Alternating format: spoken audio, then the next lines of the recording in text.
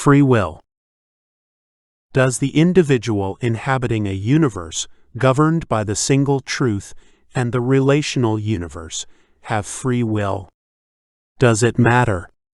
The question has long been a subject of debate between philosopher and scientist alike. It is a conversation that continues to evolve as our knowledge of the universe expands, one that may never be answered to the level of satisfaction we may desire. To understand free will within the context of the single truth, we begin by exploring the existing arguments of historic spiritual technologies and modern science, contrasting these arguments to one rooted in our journey toward self-actualization in the age of crisis.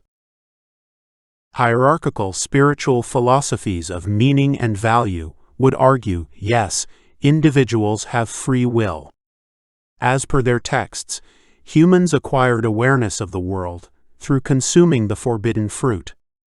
God had intended them to stay blissfully ignorant, and our consumption of the fruit brought our first feelings of shame and disgrace. That a God would allow its subjects to choose between eating the forbidden fruit or not suggests that his creations were in fact capable of free will. This is reinforced by the notions of death and salvation central to these meaning philosophies. Judgment prior to salvation is based on our actions in relation to the rules set forth by this God, and would be meaningless in a universe without free will. The individual must have free will to be accountable for their actions and therefore judged appropriately. Thus, the salvation religions root themselves in the belief that genuine free will is available to all. Without it, the fundamentals of their spiritual philosophy and visions of transcendence would lack coherence. The Buddhist would not be as certain as the followers of hierarchical meaning philosophies. It is a philosophy of value and meaning rooted in the relational universe that subscribes to karma, an experience of being conditioned by event chains of cause and effect. At the same time, it places responsibility onto the individual for their actions within the immediate present. Self-actualization is a spiritual philosophy similar to Buddhism in that it prioritizes a form of pristine awareness as the objective of transcendent humanity. Buddha rejected the idea that the individual could exist in a state of total freedom of will, because to do so would require being removed from the physical and psychological influences on our information inputs. Our inheritance of the immediate present brings a long series of moments we had no say in, much of which is out of our control. In addition, our biological sensory organs skew our information inputs and therefore limit us to fractional understandings of what is. Perpetually influenced by the world around us, our existence within the relational universe is one of fractional freedom. We bear accountability for our choices, but possess no power over the vast majority of factors influencing the circumstances that shape these decisions. Some present-day scientists will argue that evidence suggests there is no such thing as free will. Neuroscience presently demonstrates that our brains trigger signals before our personal awareness of decisions point. 4. In other words, before we even think to pick up the cup and drink the liquid, the synapses in our brains have fired commands to do so. If consciousness is a purely physical phenomenon, as some scientists believe, then awareness and choice must be a result of brain function. If our brain's electrochemical happenings occur before our awareness of them, then free will cannot exist. Life is no more than a biological function that we carry out, unaware of the mechanisms that drive us.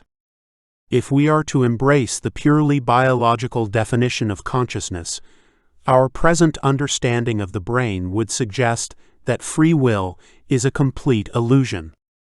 With that said, theories of consciousness still vary greatly, and there is no absolute consent.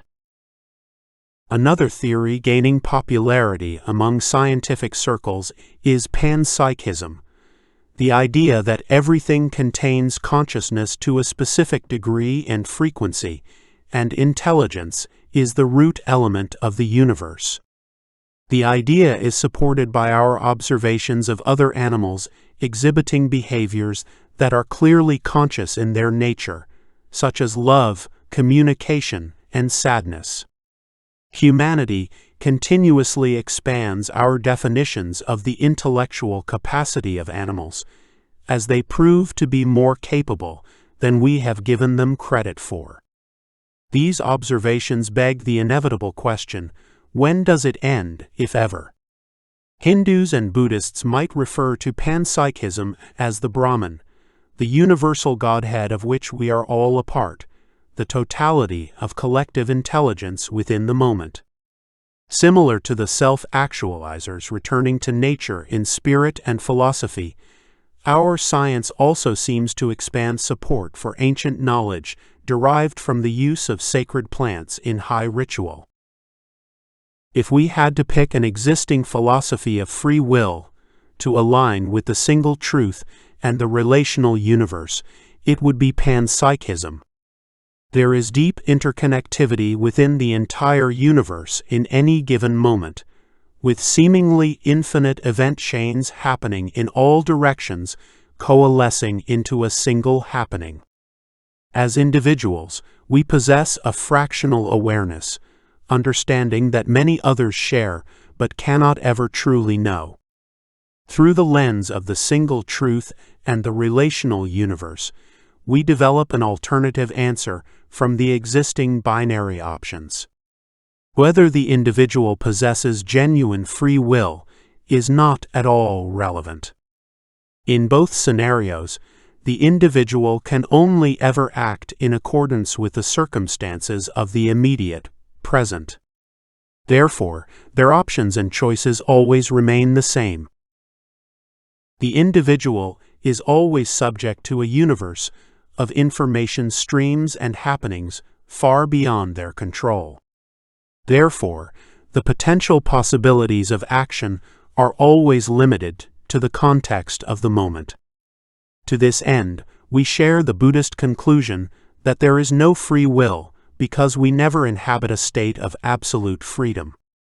We cannot manipulate the totality of our existence with our will alone. At the same time, we must have free will. When we draw from our infinite imaginations, we create concepts and constructs into the universe that never existed. This expression of divinity with the moment is a rebellion against the context of circumstance and the highest form of alignment we may embody with the single truth. Every individual possesses the power to see what is yet to be, and, through the direction of focus and energy, may give it form. Perhaps creation is an act of the universe itself, expressed through an individual. In either case, the creator is indistinguishable from the vessel. Thus, aligning our internal infinities with the external is both absolute freedom and highly constrained by our inheritance of the moment.